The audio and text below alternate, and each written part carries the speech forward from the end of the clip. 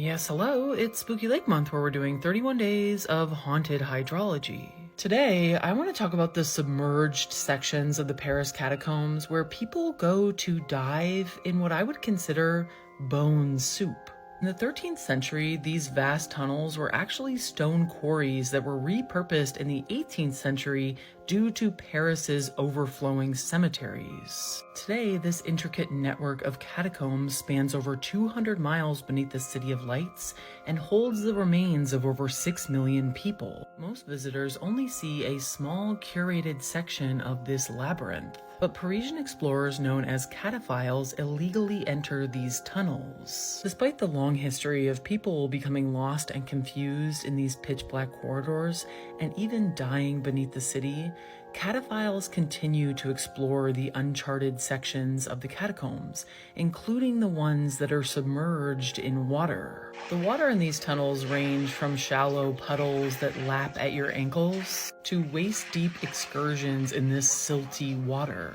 However, some explorers take this a step further by actually diving into the portions of the catacombs that are completely submerged beneath water. Some of these illegal tours of this wet underworld have actually helped map out enormous sections of the catacombs that have been underwater for potentially centuries. Would you go swimming in this labyrinth steeped in human bone?